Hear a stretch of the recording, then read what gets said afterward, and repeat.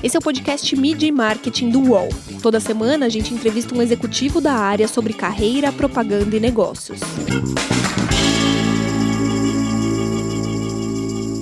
Oi, meu nome é Renato Pesotti e essa semana a gente está com o Dalton Pastore, que é presidente da SPM. Tudo bem, Dalton? Tudo maravilha, ótimo. Queria saber um pouco mais do final do seu terceiro ano de mandato como presidente da SPM, né? O que mudou na vida acadêmica nesse tempo todo? O setor da educação está sofrendo uma transformação grande, né? Uma transformação causada por diversos fatores ao mesmo tempo. O principal deles é a redução da curva de crescimento demográfico. Então você tinha no Brasil e no mundo, não só no Brasil, mas no mundo todo, um número de entrantes cada vez maior no ensino superior. Essa curva demográfica sofreu uma interrupção e está em queda na medida em que os casais têm tido menos filhos, não só no Brasil, como em diversos países do mundo, provavelmente mais da metade do mundo. Então você tem menos entrantes no ensino superior, no ensino fundamental e médio também, evidentemente, e uma multiplicação de vagas. Então o setor está experimentando um nível de competição com o qual ele não estava acostumado. Então é um momento muito, muito especial. E como é para criar novas disciplinas para aproximar o jovem ou o recém-formado de volta para a universidade? Quando você fala em universidade, nós estamos falando em cursos que são regulados pelo MEC, Ministério da Educação e Cultura. Quando o MEC regula os cursos, ele estabelece um padrão mínimo de qualidade, que é um trabalho muito importante, porque quando você está falando em ensino superior, você está... Eu reputo como o setor de negócios, o setor da economia, o setor de trabalho com maior nível de responsabilidade. É um setor, uma responsabilidade que não acaba quando você forma um aluno, né? Então eu digo sempre que a SPM precisa estar forte, firme, com grande reputação daqui a 10, 20, 30 anos para honrar e dar valor ao diploma que você levou daqui hoje. Então a criação de novos cursos, novas disciplinas é muito delicado, você tem que pensar muito antes de fazer. Nós estamos fazendo na SPM uma grande revolução nas matrizes acadêmicas, acrescentando a matriz básica, ou seja, então aumenta a carga horária, aumenta o tempo de permanência do aluno na escola. E o ensino à distância aí é benéfico nessa situação? Porque com esse aumento de disciplinas, talvez os alunos façam parte dessas disciplinas à distância. Como que vai ficar essa questão? Isso ajuda, né? O ensino à distância ajuda quando você tem que aumentar tanto a carga horária. Então parte dessa grande carga horária maior que nós estamos colocando nos nossos cursos vai ser feita por EAD, por ensino à distância. Agora, é preciso que ele seja apenas um canal, apenas um meio. Ele não pode ter uma qualidade inferior porque é a distância, né? Então a gente tem que tomar muito cuidado. No Brasil teve, por exemplo, a gente tem visto curso presencial custando 100 e curso à distância custando 20. Algo está errado nessa equação, porque o custo não é diferente. O custo da qualidade é o mesmo. Então você tem o EAD, é muito bom, é uma boa ferramenta, um bom canal, uma boa plataforma, desde que seja respeitada e mantida a qualidade. Eu tenho um amigo professor que comenta que muitos alunos, eles nem querem mais seguir o ramo da publicidade e trabalhar em agência. Você trabalha muito tempo em publicidade, depois a gente vai falar um pouco da sua carreira, mas você acha que a publicidade tradicional perdeu um pouco do sex appeal? Os alunos hoje não querem trabalhar em agência de publicidade, não querem ser publicitários? O que você acha que pode ter tornado essa frase uma verdade? Meu pai dizia uma coisa, que é assim, tudo passa. E esse grande charme, essa grande atratividade da publicidade que a gente viveu nos anos 70, 80, isso passou, né? Quer dizer, você não tem mais o publicitário superstar, popstar, que aparece o tempo todo. Então teve uma mudança radical. Agora, por outro lado, você tem um nível de complexidade na profissão.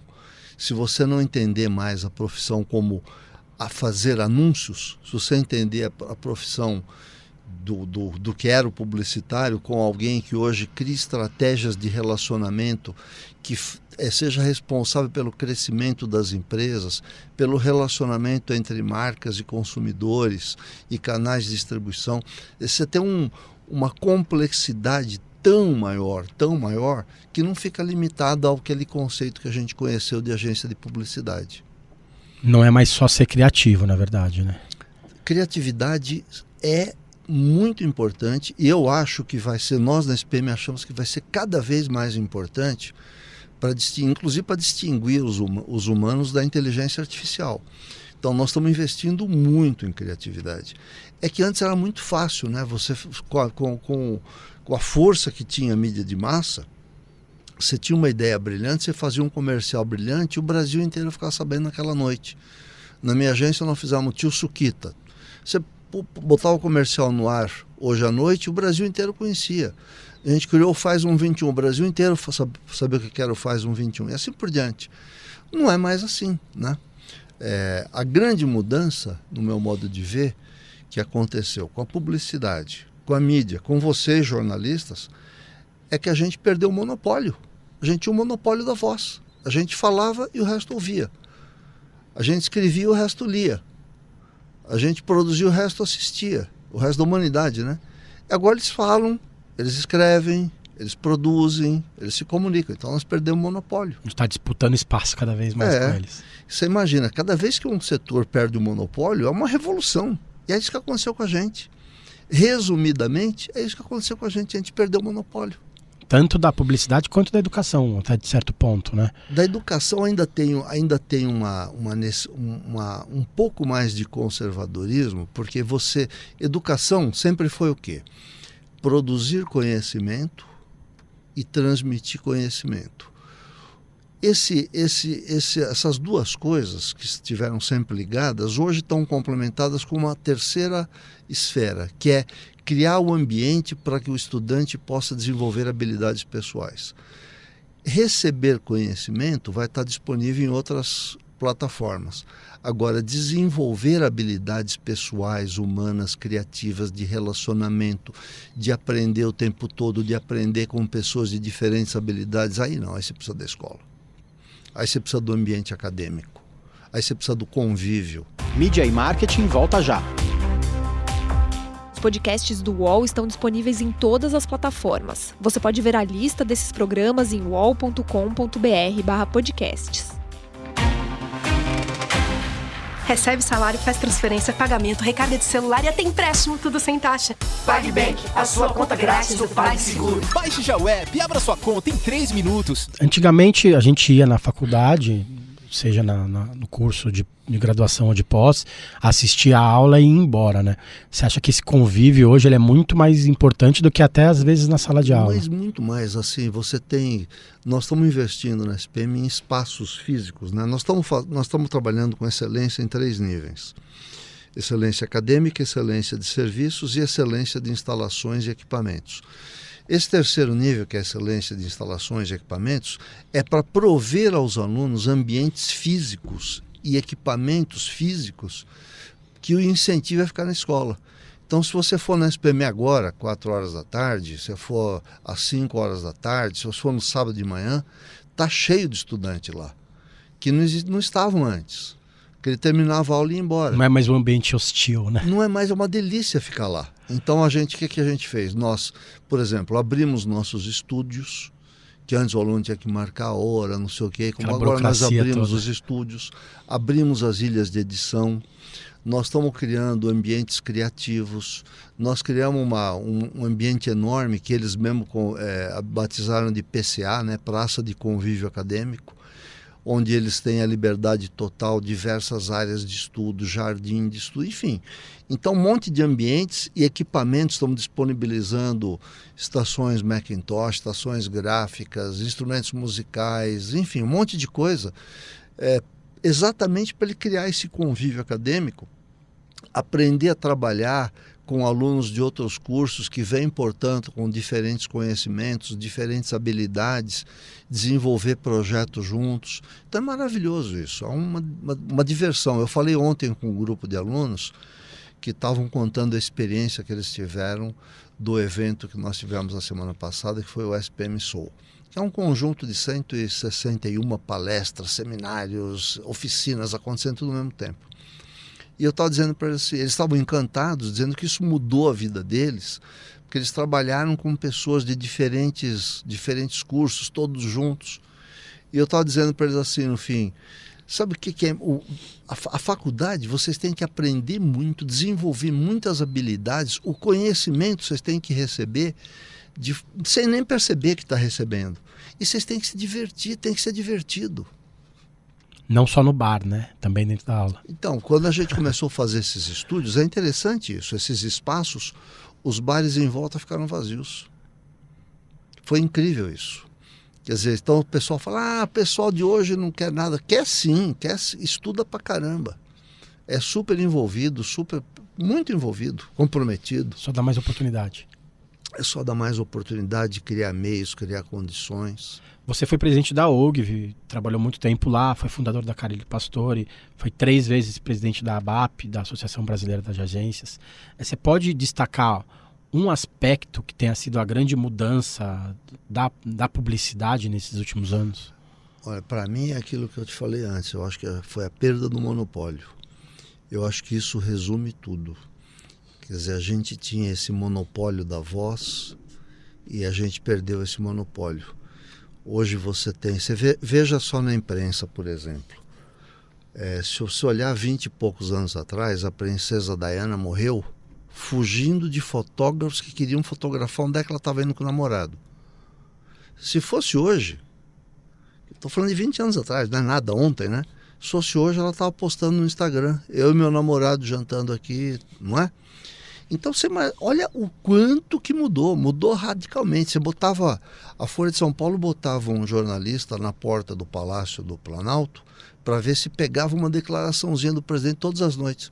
Hoje ele posta o dia inteiro no Twitter. Ele, o Trump, todos os congressistas, todos os senadores, governadores. Então, o presidente dá entrevistas quase diárias, né? Hoje. Então, antigamente eram grandes coletivas. Pois é. Hoje ele está passando, ele dá uma entrevista ali, e mesmo tá que seja Twitter. para uma pessoa qualquer que pegue um vídeo dele. Isso. E está no Twitter o tempo todo. Então, assim, uma mudança radical. Isso a tecnologia que proporcionou e as pessoas ganharam voz, né? Então, essa mudança para mim foi extraordinária. Essa é uma mudança que a gente está aprendendo a mexer com ela ainda. E nós não somos o único caso. Se você pegar outros setores que perderam o monopólio, também. E quando você fala monopólio, parece ter uma carga negativa. Eu era monopolista. Não é disso que eu estou falando. É que a tecnologia, o jeito que tinha, permitia que você falasse, né?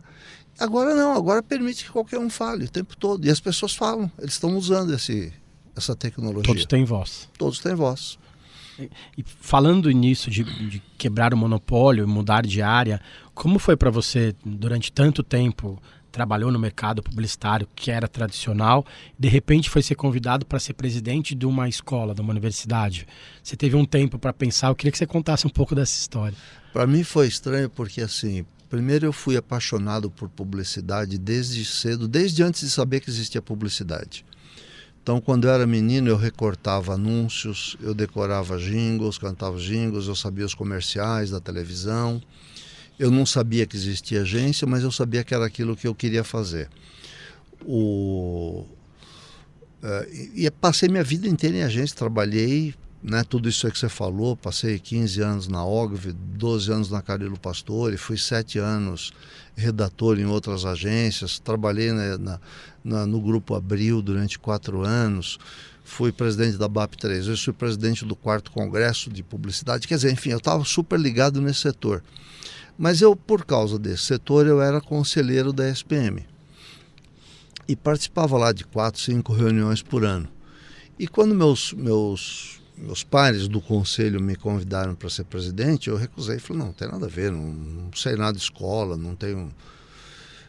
mas aí eu fui morar nos Estados Unidos. Eu tinha um plano de morar nos Estados Unidos e fomos morar nos Estados Unidos.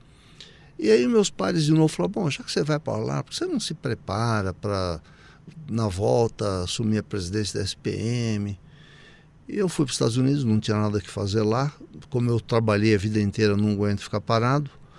E eu comecei a estudar um pouco o setor de educação, comecei a visitar uma faculdade, visitar outra, conversar com um diretor de escola. E comecei a aprender, comecei a me envolver. E aí eu aceitei e vim há 3 anos atrás e estou, assim, envolvido profundamente, até o último... Estou de alma, cabeça e alma, corpo e alma. Esse período de aceitação durou quanto tempo nos Estados Unidos? Eu fiquei 2 anos nos Estados Unidos, morando lá, e o último ano e meio já fiquei trabalhando para aprender, para conhecer. Fiz cursos online, fiz cursos sobre educação, todos online. Então, visitei um monte de escola, conversei com um monte de gente, e fui recebendo mais informações da ESPM, fui levantando dados do Brasil. Então foi uma delícia. Eu tive essa oportunidade, como não existia assim essa urgência de trocar a presidência da escola, foi uma coisa feita com calma, com planejamento. Eu tive todo esse tempo para me preparar, foi muito bom. E também é mais difícil para a gente, depois de certa idade, fazer uma grande transição de carreira, né? Hoje em dia, ainda mais, né? Para mim foi assim, nem eu esperava. Ontem eu estava comentando isso com um amigo meu, eu falei, nem eu esperava que eu fosse mergulhar tanto de cabeça como eu estou mergulhado. Arranjar outro emprego. Mas se você vai ver esse setor da educação, é muito fascinante, é muito desafiador. É uma responsabilidade tremenda, né? Quando um aluno, eu falo, quando uma família escolhe a SPM, ela está apostando o que ela tem de mais sagrado, que é o futuro do filho. Porque não dá para depois de 4 anos, quando a mulher se fala, acho que essa faculdade não foi boa, vou fazer outra. Não dá. A família botou o equivalente a uma casa, um apartamento, para poder financiar esse filho na escola. Então é de uma responsabilidade dramática, como eu nunca vi em nenhum setor. E aí você fica fascinado, você vê os resultados, né? Você vê gente se formar, você vê gente ter sucesso na carreira, você vê pai contar história, enfim, é maravilhoso. E do outro lado, ser professor ainda é uma boa carreira, ainda mais no Brasil? Eu acho que é uma carreira boa para ser. Primeiro você tem uma recompensa emocional tremenda quando você vê o sucesso dos seus alunos, quando você vê a transformação que você está causando na vida das pessoas. Então esse benefício é tremendo, né?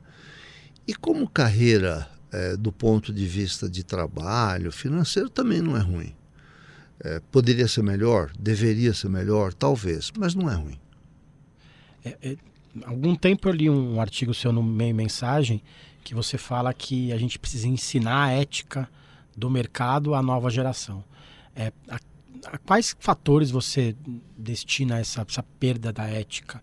Você acha que ela tem se perdido nos últimos anos? É uma deficiência? A gente tem que renovar esses votos a cada tempo? Eu acho que a gente tem que renovar esses votos às novas plataformas. Nós lutamos muitos anos para estabelecer padrões éticos nos meios de comunicação convencionais, na forma de publicidade que a gente conhecia. Então, se você olhar o nível ético da publicidade, da mídia, da notícia no Brasil é muito elevado. Já nas novas plataformas, por causa dessa miscigenação de talentos, de participações, essa democratização da voz, talvez, né? É preciso aperfeiçoar. Mas também não falo como crítica, porque isso é novo. Então, toda coisa que é nova, você tem que ter um tempo de assentar para depois começar a regular, acertar, né? Então, não falo como uma crítica, mas sim, nós estabelecemos um nível ético na comunicação nos meios tradicionais que os meios novos ainda não atingiram. Voltando para a publicidade, eu queria que você citasse uma campanha, você já comentou 2, mas eu queria que você citasse uma que você tem muito orgulho de ter feito nesses anos de carreira, uma que você sempre lembra e faça questão de contar para alguém.